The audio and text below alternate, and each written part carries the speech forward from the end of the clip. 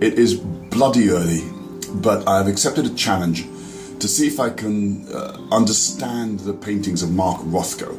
Because we were talking about this the other day, and one of my friends said you have to spend time with a Rothko painting. You have to sit and stare at it and let yourself get absorbed into the colours, and then you'll understand it. So I've got up stupid early in order to get down to the Tate Modern to make sure I have a clear view without too many other tourists, and I'm going to see if I can understand a Rothko.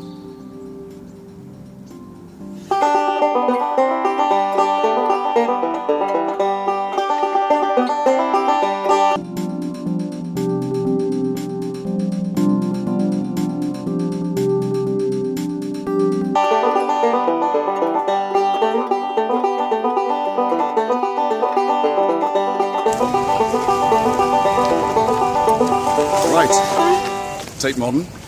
I accept this challenge to try and understand the paintings of Mark Rothko. I mean, this building has some of the greatest paintings in the world, so one has to assume that those are some of the greatest paintings in the world. I do have my doubts. It's just opened. The tourist group's just going in, so I better get moving.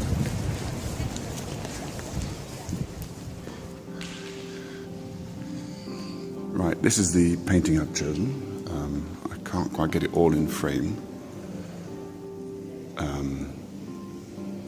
Not sure what it's called, I'll find out in a minute. But it seems to be the most typical of them, big space of one colour. So I shall commune with the Rothko, see what I find.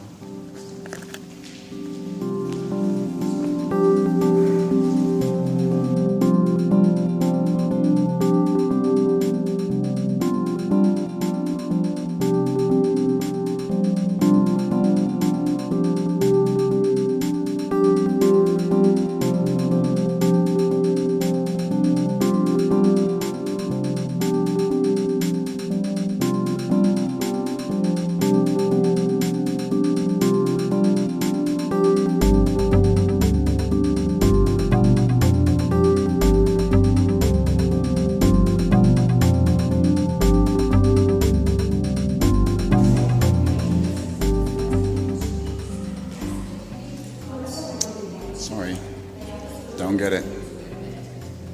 I've given it 10 minutes and I just don't get it. Actually, I've given it 15 minutes. Still don't get it.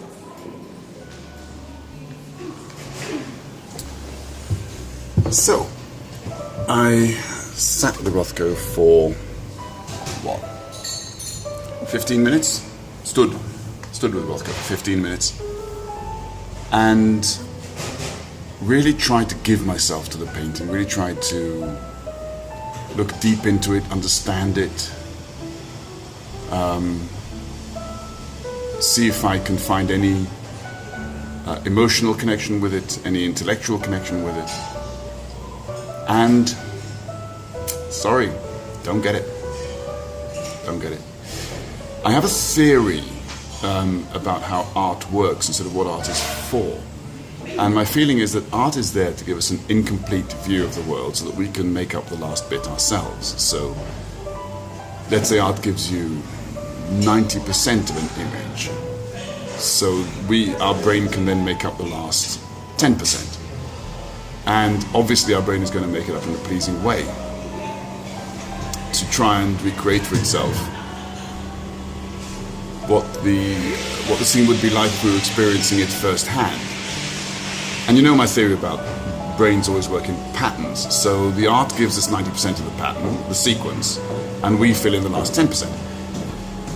And obviously each of those last 10 bits of the last 10% are going to be thousands of tiny little decisions as to what we think is probably the last 10%. And since I firmly believe that almost all decisions are made on an emotional basis, I'm sure that that last 10% will be made up of decisions that please us.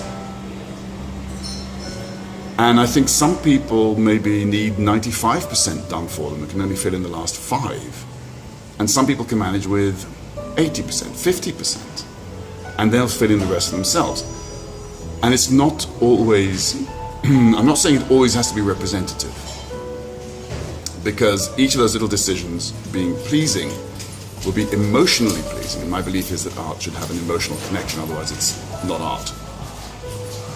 So with something like the Rothko, I can well understand that the tiny decisions lead to a sort of emotional state, an emotional decision. The last 5% of the 95% is the move from blank sheet of color to an emotional response. We're sort of making up what the artist's emotions might be, what our emotions might be when associated with that color. And I guess I need a larger percentage filled in for me to make that leap than the Rothko gives me.